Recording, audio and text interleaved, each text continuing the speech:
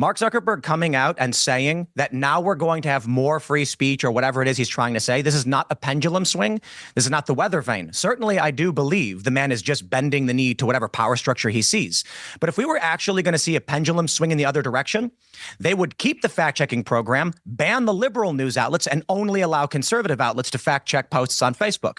When you look at all sides, when you look at ground news, the majority of U.S. fact-checkers had a liberal bias, and only one, which was associated with the Daily Caller, was considered to be conservative-leaning. In this one, Tim Pool and Dave Smith have a nice back-and-forth debate with some woke lady named Kara Swisher over the recent changes that we've seen or will be made to Facebook and the recent comments we've heard from Mark Zuckerberg when he was on the Joe Rogan podcast.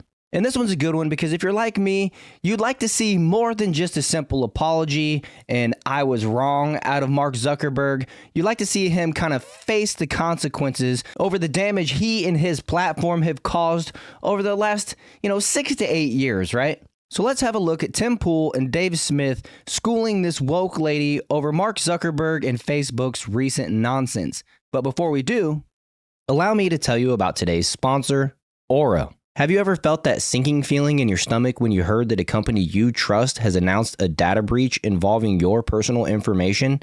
I had that experience a while back, and it really made me reflect on just how vulnerable we can be. A few years ago, I received an email from a popular online retailer I frequently shopped at. The subject line read, "Important Security Update." My heart raced as I clicked on it, and my worst fears were confirmed. They had experienced a data breach that compromised the personal information of millions of users, including mine. They detailed how hackers had accessed sensitive data, including full names, addresses, dates of birth, and most alarmingly, social security numbers. In that moment, I felt a mix of anger and panic. How could this happen to me? I had trusted this company. I immediately started to think about the potential consequences. What if someone used my information to open a credit card in my name? What if I became a victim of identity theft? This incident was a wake-up call for me, and it highlighted the importance of having solid protection against identity theft. That's when I discovered this video's sponsor, Aura. And let me tell you, it has been a game changer. Aura is a fantastic tool to help protect your personal information and keep your identity safe.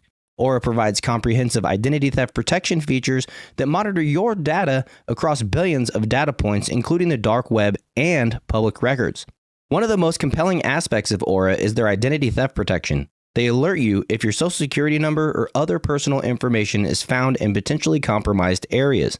If anything suspicious happens, you can rest easy knowing that every adult on the account, up to 5 people, receives $1 million in identity theft insurance to help cover eligible losses and expenses. This is a total of up to $5 million in coverage. If you're as concerned about your personal information as I am, I highly recommend trying out Aura.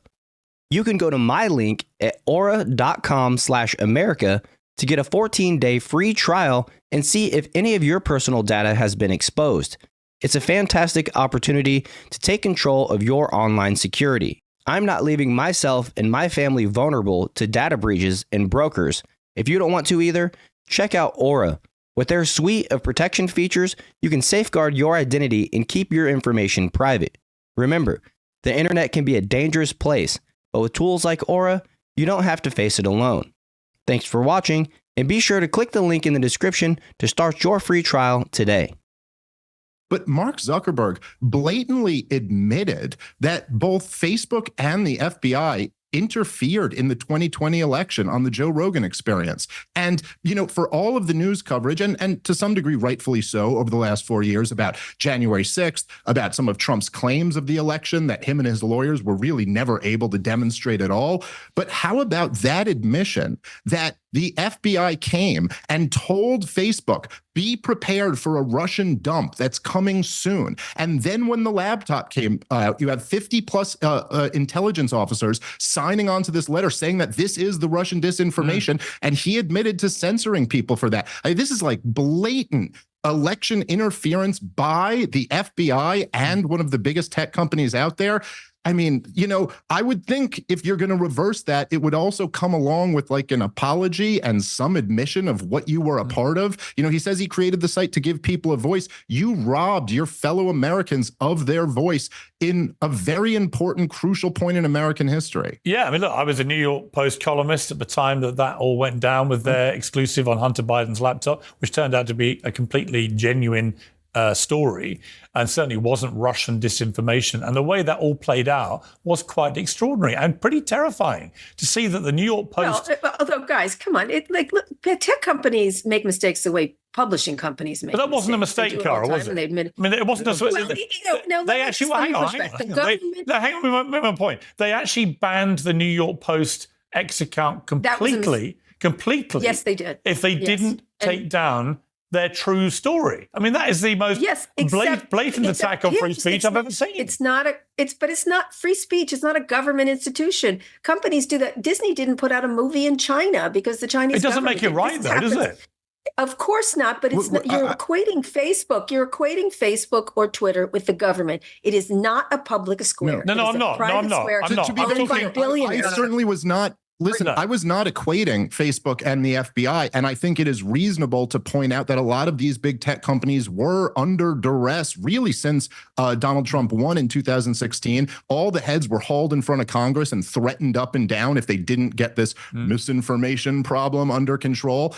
But is the claim here that those intelligence officers made a mistake and really thought this was Russian disinformation and then realized it was Hunter Biden's laptop? Our government should be talking. Go ahead. Tim, let Cara finish her point, then I'll bring you in, Tim. The government should constantly be talking to lots of companies because there are disinformation campaigns from Iran, Russia. You can't pretend that China's not all up in our grill. You just can't. You just can't. And there should be discussions between government and companies. They're going to occur. By the way, they've been occurring since the beginning of time, way back when, go watch Oppenheimer. There's discussions happening all the time on all levels between companies. The question is, what is pressure and what is important discussions that these companies, because they are at the nexus of all these information systems, should be having? And what are the guardrails against government overreaching? I am all for stopping government overreach. I did a great interview with Edward Snowden about this issue. Perhaps the way he did it wasn't right, but what the government was doing was wrong. They fixed it. There should be guardrails around these things. The question is how it's done. But what happens is there's a fever dream on the left and a fever dream on the right of what's occurring. And it's a little less nefarious. I think that Facebook, unfortunately, occupies a far too important role in news distribution as a kind of a monopoly. And that's the problem we have going forward. It's a private company that's determining what everybody sees. And they're going to not just make mistakes. We're at the behest of Mark Zuckerberg's obviously incompetent ability to decide what's right and wrong. Or should he, by the way? She started off by saying that Facebook is not a public square. But regardless of if it's a public square or not, it's a private company, people are going to get their news from Facebook, like it or not. And I think people should be allowed to freely express their ideas, at least as far as what the platform allows. Now, if you go on there and say, I hate this job, and your boss sees it, you're probably still going to get fired. The idea that there's these fact checkers that determine what you can and can't say on the platform, I get it. You got to censor adult material, and there's some things that we all generally agree on.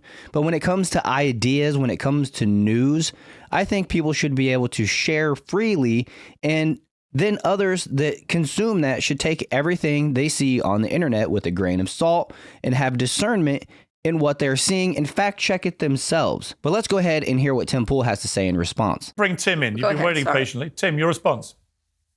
Free speech is a principle. When we say that Facebook, X, Twitter, whatever platform is silencing free speech, we are not talking about the First Amendment. The First Amendment protects multiple rights, of which one of those is free speech. So this constant conflation of a private company isn't violating your First Amendment. I'm not going to bring up the First Amendment. I'm going to talk about, I'm going to go on a platform, I'm going to express my ideas and share news. And if they silence me, they are violating my free speech. Now, more importantly, This argument about, you mentioned there's a fever dream on the left and the right. I want to make one thing clear.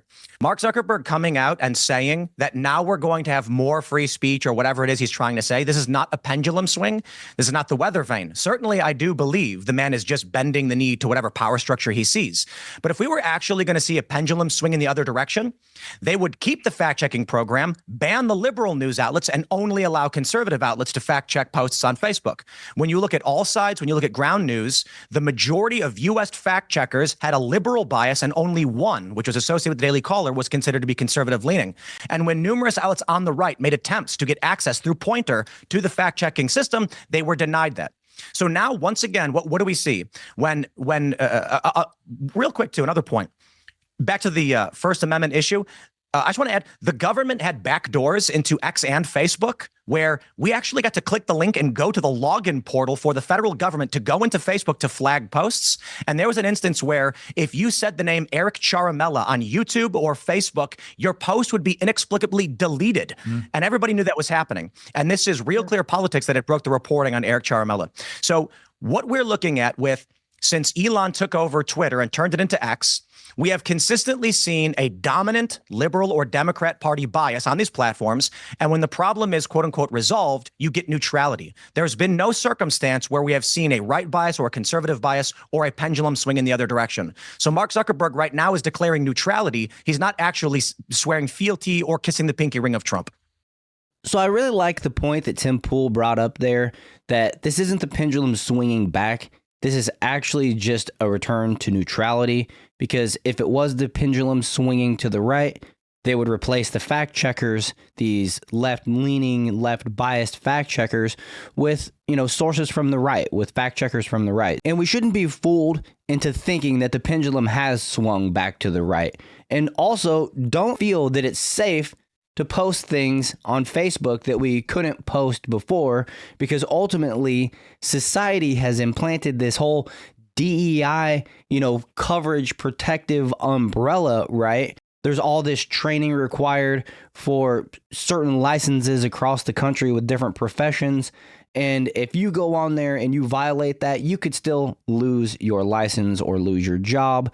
And so we need to be careful not to just be out there thinking, oh, okay, well, Facebook is now allowing people to speak on the right, and then go out there and say something that's going to get yourself fired. So post on Facebook with caution, still just like before, in my opinion, right?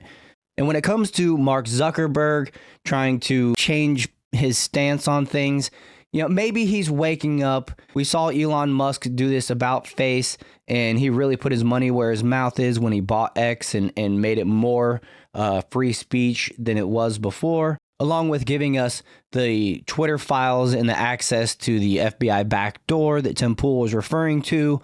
There's a lot that Facebook and Mark Zuckerberg still need to do in that process of, waking up or being red-pilled, if that's even what it is. To me, Mark Zuckerberg seems like he just fears Donald Trump being the president. He's scared of a Republican-led House and Senate, and maybe he's just trying to buy his way back into the good graces because he knows that he's betrayed a lot of the people that are now elected. With that, I think I'll just go ahead and wrap up there. Make sure you catch me live Mondays, Wednesdays, and Saturdays at 6 p.m. with the Jar Openers podcast. If you'd like to join the Discord, the link is down in the description. Also, make sure you hit the like button, share this video, subscribe to the channel, all that good stuff. Thank you for watching to the end, and I'll see you guys in the next video.